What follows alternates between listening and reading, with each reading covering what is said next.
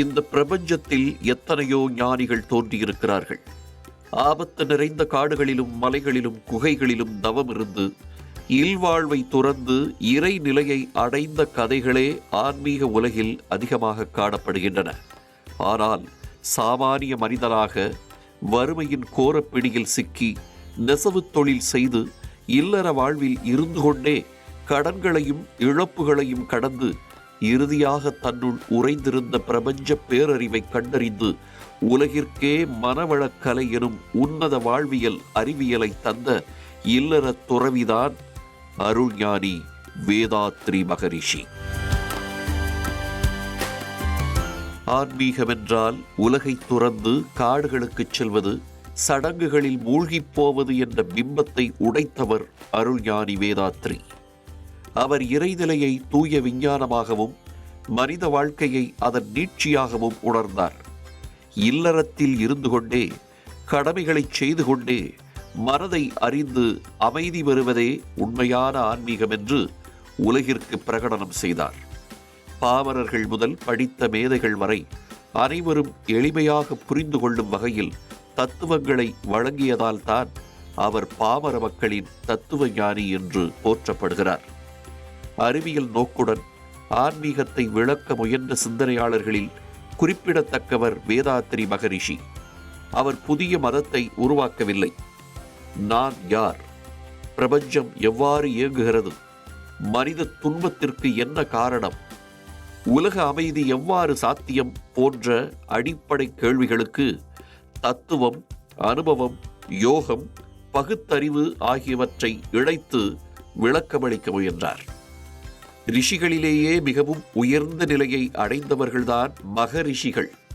தாங்கள் கண்டறிந்த பிரபஞ்ச உண்மைகளை தங்களுக்குள் மட்டும் வைத்துக் கொள்ளாமல் உலக மக்கள் அனைவரும் பயன்பெறும் வகையில் எளிய வாழ்வியல் தத்துவங்களாக மாற்றிக் கொடுக்கும் மகா ஞானிகளே மகரிஷி என அழைக்கப்படுகின்றனர். இந்த பிரபஞ்சத்தின் தோற்றம், காந்த தத்துவம், மனித மனதின் இயக்கம் ஆகியவற்றை உள்ளுணர்வால் உணர்ந்து அதை எளிய மொழியில் உலகிற்கு வழங்கியதால் மகரிஷி என்று போற்றப்பட்டார் வேதாத்ரி. மனிதனின் உடல், மனம், உயிர், அறிவு, குடும்பம், சமூகம், இயற்கை, இறைநிலை இவை அனைத்தும் ஒன்றோடொன்று தொடர்புடையவை என்ற பார்வையே அவரது போதனைகளின் அடித்தளம். தொழில்நுட்பத் துறையில் உலகம் வியக்கத்தக்க வளர்ச்சியை எட்டியிருந்தாலும் மற்றொரு புறம் சுற்றுச்சூழல் கடுமையாக பாதிக்கப்பட்டு வெப்பமயமாதல், எல்னினோ விளைவுகளை எதிர்கொள்ள வேண்டிய நிலைக்கு தள்ளப்பட்டுள்ளது. மனிதர்களிடையே மன அழுத்தம், வன்முறை, குடும்பச் சிக்கல்கள், தனிமை, போட்டி மனப்பான்மை போன்ற சிக்கல்கள் அதிகரித்துள்ளன. இந்த சூழலில் மன அமைதி, சுய கட்டுப்பாடு, ஒழுக்கம், கருணை, உலக சகோதரத்துவம் ஆகியவற்றை வலியுறுத்தும் வேதாத்ரி மகரிஷியின் சிந்தனைகள் ஏராளமானோருக்கு வழிகாட்டியாக திகழ்கின்றன. வேதாத்ரி மகரிஷி எந்த ஒரு மதத்தையும் மறுக்கவில்லை. அதே நேரத்தில் எந்த மதத்தின் எல்லைகளுக்குள்ளும் தன்னை அடைத்துக் கொள்ளவில்லை. மனிதனை மையப்படுத்தி இயற்கை விதிகளோடு இணைந்து வாழ்வதற்கான நடைமுறை வழிமுறைகளை முன்வைத்த அவருடைய வாழ்வியலை சாதாரண நிகழ்வுகளின் தொகுப்பாக யாராலும் கடந்துவிட முடியாது. அகத்தாய்வு, தவம் ஆகியவற்றால் தம்மைத்தானே செதுக்கிக் கொண்டு மகரிஷியாக உருவெடுத்த ஆன்மீக பெருங்காவியம்தான் வேதாத்ரியின் வாழ்க்கை. ஆங்கிலேயர்களுக்கு எதிராக நாடு முழுவதும் சுதந்திர போராட்டங்கள் தீவிரமடைய தொடங்கிய காலகட்டத்தில் 1911ஆம் ஆண்டு ஆகஸ்ட் 14ஆம் தேதி செங்கல்பட்டுக்கு அருகே உள்ள கூடுவாஞ்சேரியில் பிறந்தார் வேதாத்ரி. நெசவு தொழில் செய்து வறுமைக்கு எதிராக போரிட்டுக் கொண்டிருந்த வரதப்பன் சின்னம்மாள் தம்பதியின் 8வது மகனாக வேதாத்ரி வளர்ந்தார். சுதந்திர போராட்ட காலத்தில் கிராமங்களில் நிலவிய வறுமை, கல்வி அறிவின்மை, சமூக ஏற்றத்தாழ்வுகள், தொழிலாளர் சுரண்டல் ஆகியவை ஏழை குடும்பங்களை கடுமையாக பாதித்தன. வறுமையின் கோரப்பிடியிலிருந்து வேதாத்ரியின் குடும்பத்தால் தப்பிக்க முடியவில்லை. 3ஆம் வகுப்புடன் பள்ளி படிப்பை நிறுத்திய வேதாத்ரி நெசவு தொழிலில் ஈடுபடத் தொடங்கினார். பள்ளி படிப்பை தொடர முடியாமல் போனாலும் அவரிடம் விசித்திரமான அகத்தேடலும் கூர்மையான அறிவும் இருந்தது. பள்ளி படிப்பிற்கு முழுக்கு போட்டாலும் வேதாத்திரியின் சிந்தனை பள்ளி எப்போதும் திறந்தே இருந்தது. சிறுவயதில் நூல் இழைகளை தொடுத்து கொண்டே பிரபஞ்ச இழைகளை பற்றி சிந்திக்க தொடங்கினார் வேதாத்திரி. அந்த சமயத்தில் அவருக்கு பாலகிருஷ்ணன் என்ற 75 வயது குரு அறிமுகமானார். இவர்தான் வேதாத்திரியின் சிந்தனைகளை பக்தி மார்க்கத்தில் நிலைநிறுத்தியவர். ஆழ்ந்த சிந்தனையின் விளைவால் 12 வயதில் சிறுவன் வேதாத்திரி மனதை 3 கேள்விகள் துரத்த தொடங்கின. என் பெற்றோர் இவ்வளவு கடினமாக இரவும் பகலும் உழைக்கிறார்களே, அப்படி இருந்தும் எங்களுக்கு ஏன் 3 வேளை உணவு கிடைப்பதில்லை? உலகில் சிலர் உழைக்காமலேயே பணக்காரர்களாக இருப்பதும் எங்களைப் போன்று உழைப்பவர்கள் வறுமையில் வாடுவதும் ஏன்? கோவில்களில் இருக்கும் சிலைகள்தான் இறைவனா? தீயவர்களுக்கும் துன்பப்படுபவர்களுக்கும் ஏன் இறைவன் உதவுவதில்லை? உண்மையான இறைவன் எங்கு இருக்கிறான்? அவன் உருவமா அல்லது அருவமா? மனிதர்கள் பிறக்கிறார்கள், வாழ்கிறார்கள், திடீரென ஒரு நாள் இறந்து விடுகிறார்கள். மனித உயிர் எங்கே போகிறது? மரணத்திற்கு பின் நடப்பது என்ன? வறுமை, இறைவன், மரணம் தொடர்பான இந்த 3 கேள்விகளும் திருவள்ளுவர், விவேகானந்தர், தாயுமானவர் ஆகியோரை நோக்கி வேதாத்திரியை நகர்த்தின. 16 வயது முதல் ஒவ்வொரு செயலுக்கும் காரணம் தேட முனைந்தார். பண்டிகை காலங்களில் ஏன் இறைவனுக்கு படையலிடப்படுகிறது என்று பெற்றோரிடம் கேள்வி எழுப்பிய வேதாத்திரி, உடல் உள்ளவர்களுக்கு மட்டுமே பசிக்கும் என கூறினார்.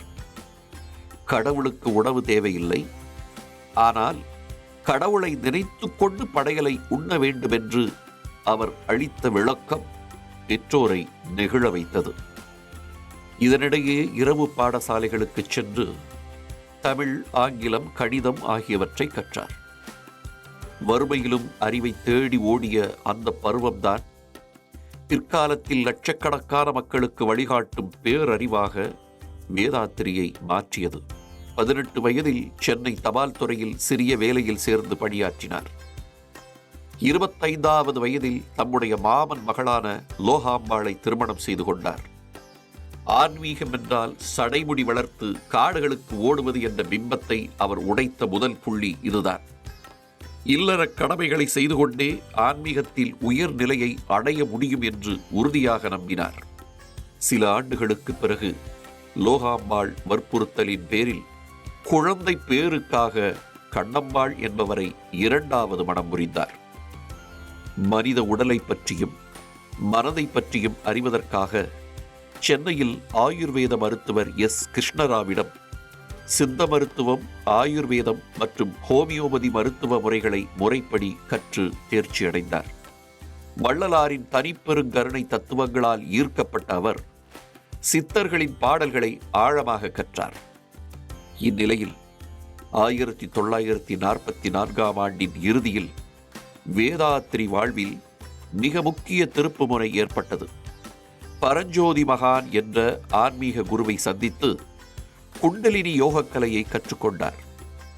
ஆழ்ந்த தவம், அகத்தாய்வு ஆகியவற்றின் மூலம் பிரபஞ்சத்தின் ரகசியங்களையும் மனித மனதின் ஆற்றலையும் உணர்ந்து தம்முடைய 35வது வயதில் முழுமையான தத்துவ ஞான நிலையை அடைந்தார்.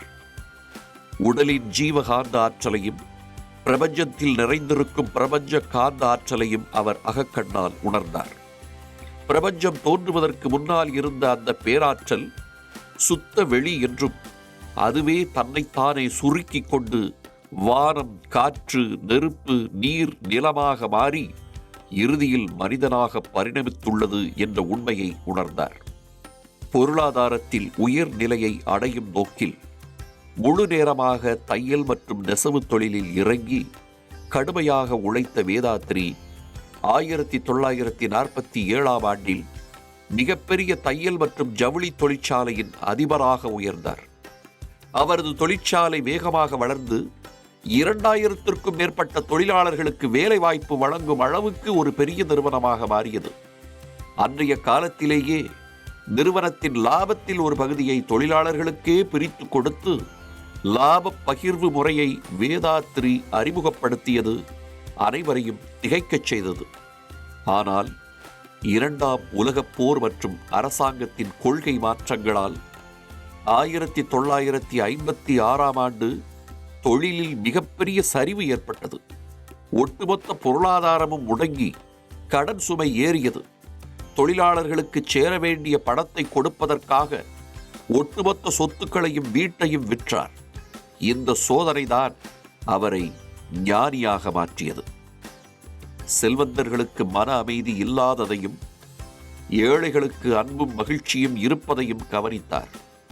இதற்கான காரணங்களை அவர் ஆராயத் தொடங்கினார். வேதாத்ரியின் ஆன்மீக தேடல்களுக்கு இரு வாழ்க்கை துணைவியரும் எப்போதும் தடையாக இருக்கவில்லை. அறியாமை, கோபம், பேராசை, ஒழுக்கமின்மை, இயற்கை விதிகளை புறக்கணித்தல், கட்டுப்பாடற்ற மனம் ஆகியவை துன்பத்திற்கு காரணம் என்ற முடிவுக்கு வந்தார். இந்த கருத்துகள் அகத்தாய்வு என்ற பயிற்சியாக வளர்ச்சி பெற்றன. இறைவன் என்பவன் எங்கோ வானத்தில் இல்லை. அவன் அண்ட வெளியாக, சுத்த வெளியாக, பேராற்றலாக, பேரறிவாக எங்கும் நிறைந்திருக்கிறான். மனிதனின் அறிவே இறைவனின் இறுதி பரிணாமம் என்ற உண்மையை உணர்ந்த கணமே வேதாத்ரி எனும் மனிதர் மகரிஷியாக உருவெடுத்தார்.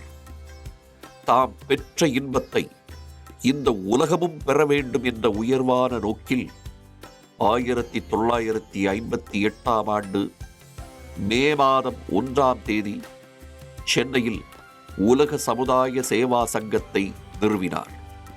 அதன் மூலம் சமுதாயத்திற்கு அவர் ஆற்றிய தொண்டுகள் புரட்சிகரமானவை.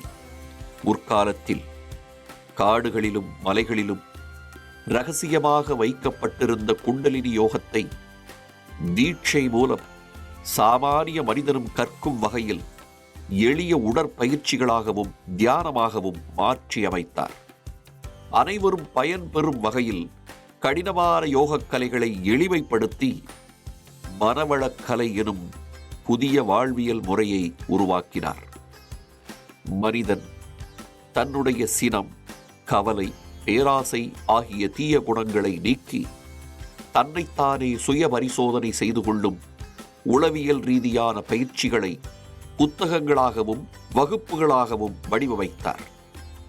ஆன்மீகத்தை மதச்சார்பற்ற ஒரு வாழ்வியல் அறிவியலாக மாற்றிய இந்த உன்னத புரட்சியே அவரை மகரிஷி என்ற உயர் நிலைக்கு உயர்த்தியது.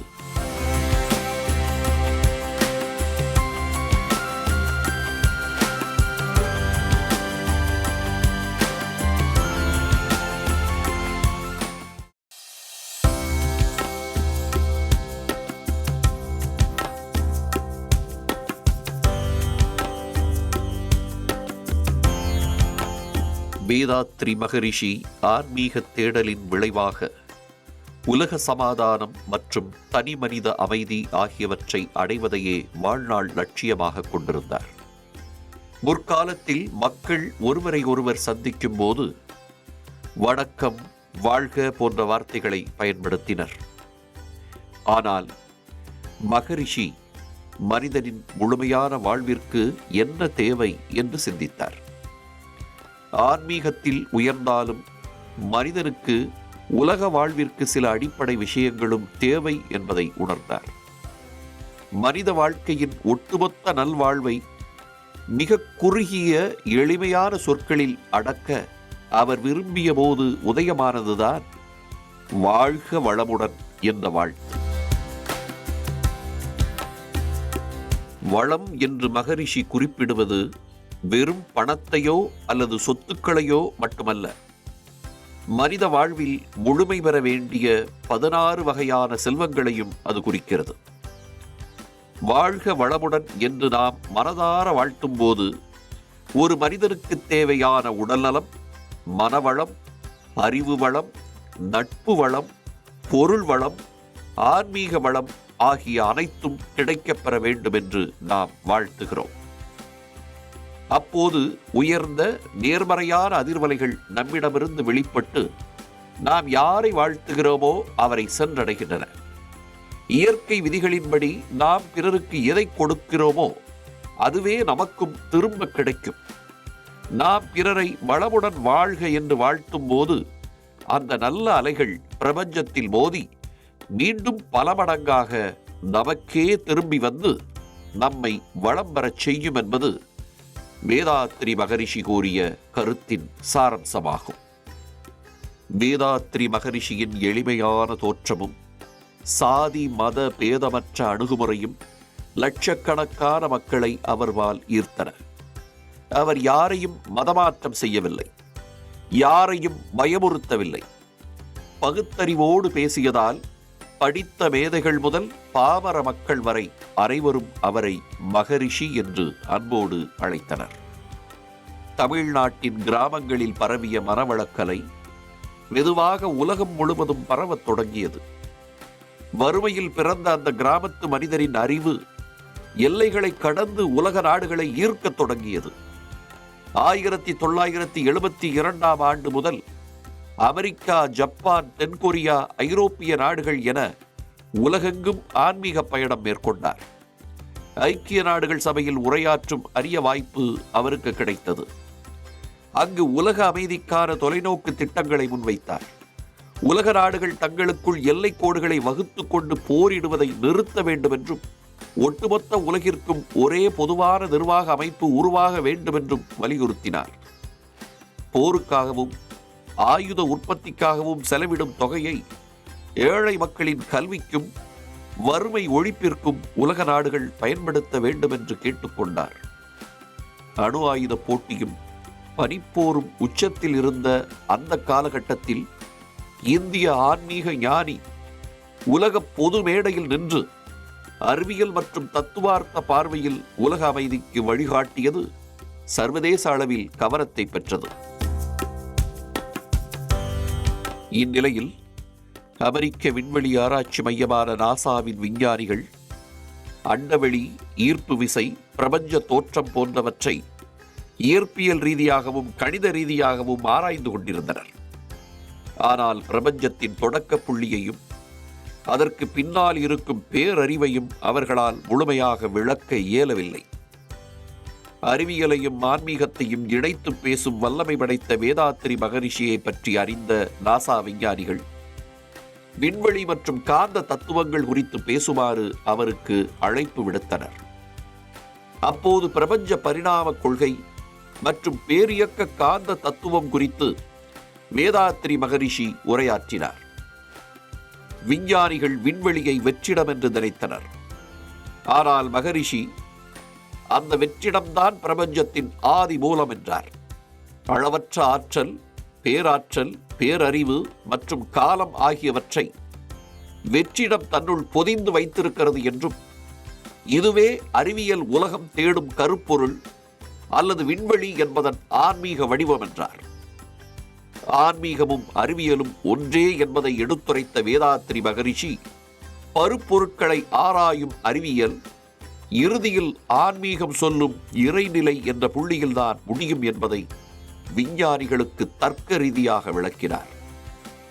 அறிவியலை ஆன்மீக கண்ணோட்டத்துடன், ஆன்மீக உண்மைகளை அறிவியல் சமன்பாடுகளுடன் மிகவும் எளிமையான ஆங்கிலத்தில் மகரிஷி விளக்கிய விதம் நாசா விஞ்ஞானிகளை பெரிதும் வியப்பில் ஆழ்த்தியது.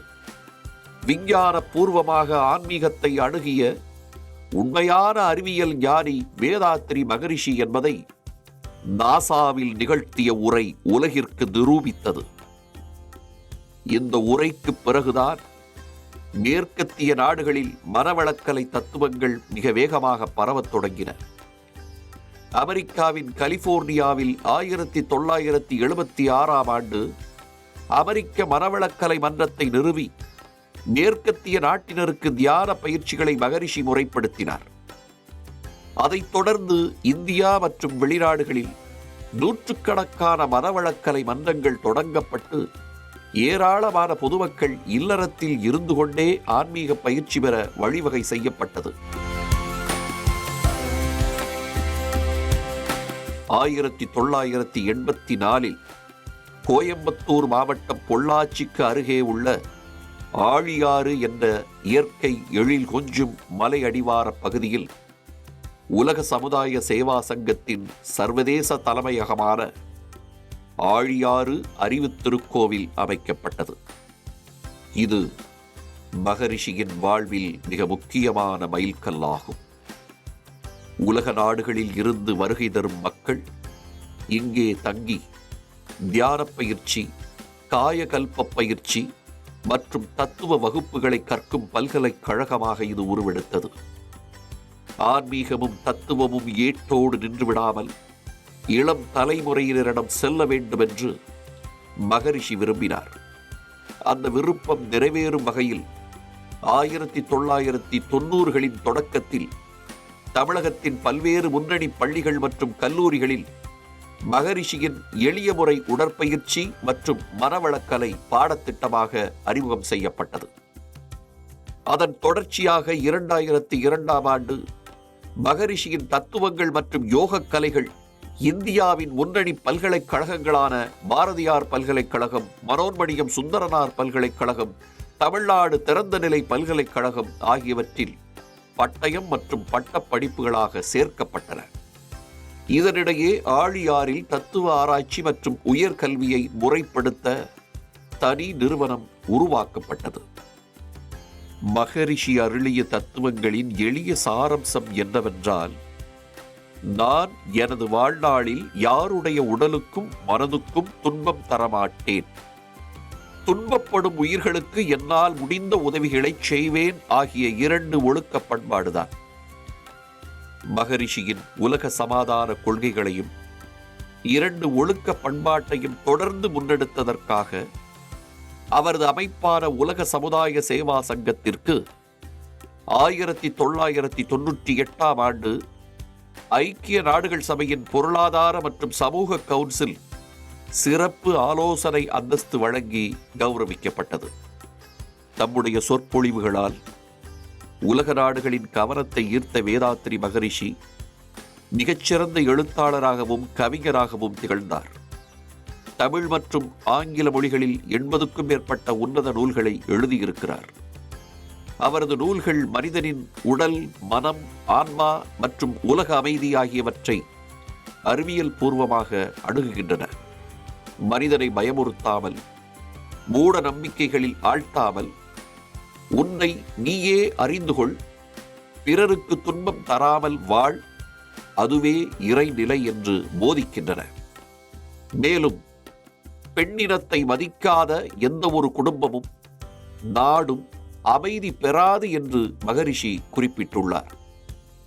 தாயாகவும் மனைவியாகவும் நின்று மனித சங்கிலியை தொடரும் பெண்களுக்கு இந்த சமுதாயம் அளிக்க வேண்டிய முக்கியத்துவத்தையும் அவர் சுட்டிக்காட்டியுள்ளார். வேதாத்ரி மகரிஷி 90வது வயதை கடந்த நிலையிலும் இறுதி மூச்சு வரை சளைக்காமல் உலக நலனுக்காகவும் மனிதகுல அமைதிக்காகவும் உழைத்தார். தம்முடைய இறுதி காலத்தில் 2000த்திற்கும் மேற்பட்ட தத்துவ கவிதைகளை தொகுத்து ஞான களஞ்சியம் என்ற பொக்கிஷத்தை வெளியிட்டார். உலகெங்கிலும் லட்சக்கணக்கான பேராசிரியர்களை உருவாக்கி ஆன்மீக பணியை தொடரச் செய்தார். 2006ஆம் ஆண்டு மார்ச் 28ஆம் தேதி தன்னுடைய 95வது வயதில் அருள் தந்தை வேதாத்ரி மகரிஷி கோயம்புத்தூரில் மகா சமாதி அடைந்து இறைநிலை எய்தினார். நாசா விஞ்ஞானிகள் முதல் பாமர மக்கள் வரை அனைவருக்கும் புரியும் எளிய மொழியில் ஆன்மீகத்தை போதித்த வேதாத்ரி மகரிஷி மறைந்தாலும் அவர் விட்டுச் சென்ற தத்துவங்கள் இன்றும் வாழ்கின்றன. மகரிஷி நிறுவிய உலக சமுதாய சேவா சங்கம் உலகம் முழுவதும் நூற்றுக்கணக்கான கிளைகளுடன் லட்சக்கணக்கான மக்களுக்கு மன அமைதியையும் உடல் ஆரோக்கியத்தையும் வழங்கி அவரது தாரக மந்திரமான வாழ்க வளமுடன் என்ற ஒலியோடு தொடர்ந்து பயணிக்கிறது. வாழ்க்கை என்பது பிறப்புக்கும் இறப்புக்கும் இடைப்பட்ட தூரம் மட்டுமல்ல, அது ஒரு மனிதன் அடையும் ஆன்மீக பரிணாம வளர்ச்சியின் சாட்சி என்பதை தன் வாழ்க்கையின் மூலம் நிரூபித்து காட்டியவர் அருள் ஞானி வேதாத்திரி மகரிஷி. இந்திய திருநாடு காலந்தோறும் உலகிற்கு அறநெறிகளையும் ஆன்மீக ஒளியையும் வழங்கி வந்திருக்கிறது. உபநிடத காலத்து ரிஷிகள் முதல் நவீன காலத்து விவேகானந்தர், அரவிந்தர், ரமணர் வரை இப்பாரம்பரியம் நீள்கிறது. இவர்களின் 20ஆம் நூற்றாண்டின் பிற்பகுதியிலும் 21ஆம் நூற்றாண்டின் தொடக்கத்திலும் ஒட்டுமொத்த உலக சமுதாயத்தையும் தன் எளிய தத்துவங்களால் ஈர்த்த உன்னத ஞானிதான் வேதாத்திரி மகரிஷி. விஞ்ஞானமும் மெய்ஞானமும் கைகோர்த்து செல்ல வேண்டும் என்ற அவரது சிந்தனை இன்றைய நவீன உலகிற்கு மிகவும் அவசியமான ஒன்று என்பதை எவராலும் மறுக்க இயலாது.